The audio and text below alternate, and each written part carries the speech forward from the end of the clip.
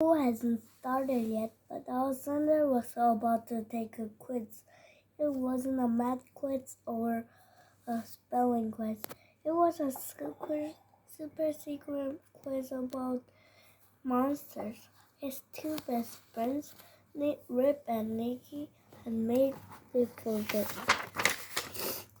Alexander grabbed his pencil and got to work. Super secret monster quiz. Name. Alexander's Bob. Nickname. Salamander. Shoe side. Or 1-2. Birthday. February 29. Favorite soup. Chicken noodle. 1. Balloon goose duck air. True or false? Draw a jump pair. Like a monster. Nicky. A boy sunlight. Sees in the dark. It's red juicy stuff. He reads through the questions. True, false, all over the web. Don't get in this. The quiz was totally easy until he got to question 20. What's the stinkiest monster in the notebook? Sure slug. Cheese blaster. Saber-tooth stunk. Ding, Riff hit the bell. Time's up, Winnie's. Let's see how you did, said Nicky.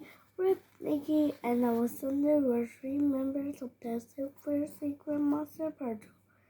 They were hanging out in old caboose in the woods at SSMP headquarters. Alexander had handed his quiz to Nicky. Nice work, Salamander, he said. You're a great monster fighter, or a great alien. Anyhow, you missed the last question. What nuts, said Alexander. So which monster is the stinkiest? Nicky held out an old notebook. It said SSMP on the cover, and its pages were full of monster drawings. He flipped it open and passed it to Alexander. Trash squash. Walking heap of garbage. Habitat off the curb every Tuesday. Boo! Nobody ever wants to hang up the trash squash. Right. Banana peels, round necks, Spursy bread. Behavior. These monsters smell like gym socks filled with ham salt. Warning. Trash squashes are the stinkiest. Anyone touches by the trash squash must take 3 baths.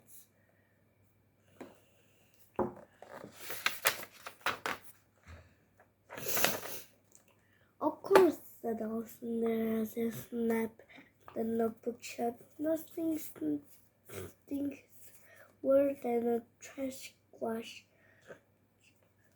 Except for the next summer vacation, said Rip. I cannot believe we're going back to school tomorrow.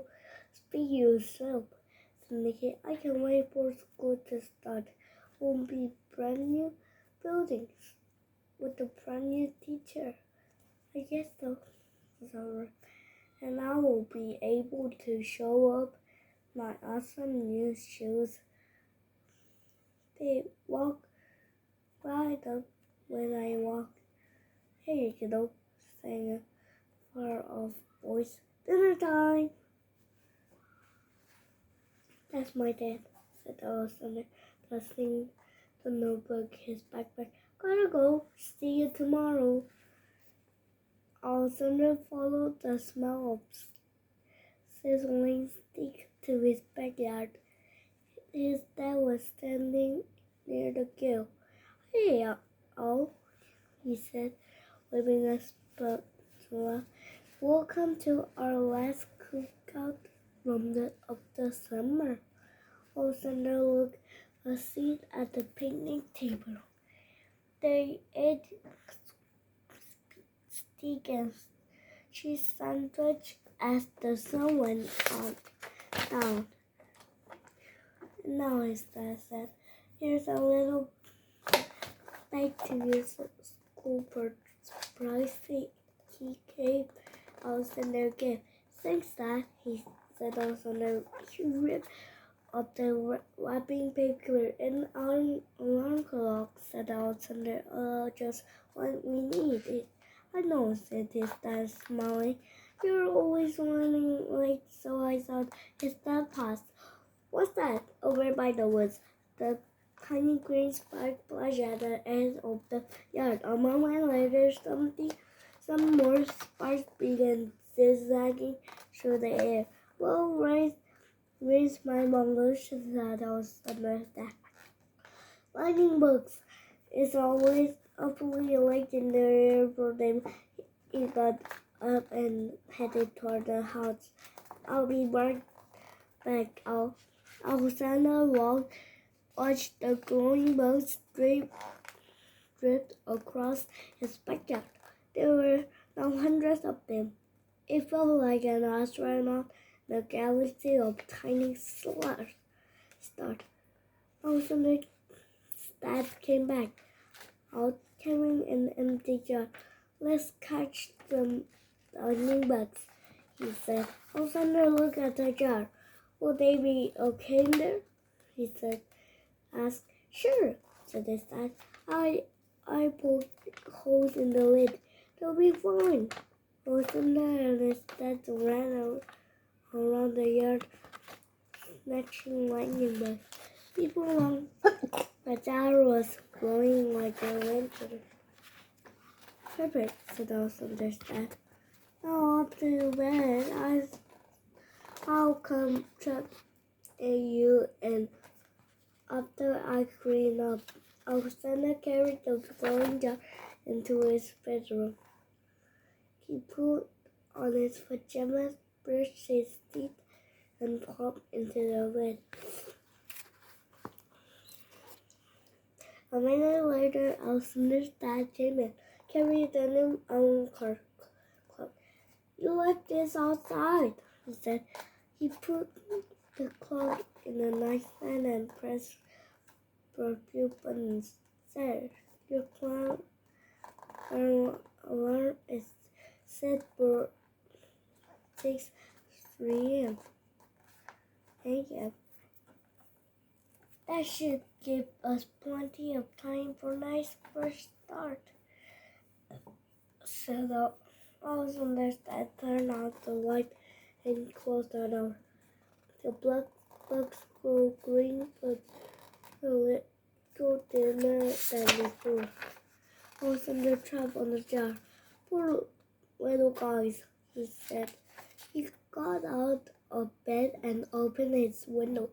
Then he unscrewed his lid on the jar. You're free, he whispered. A shoe. The lightning bugs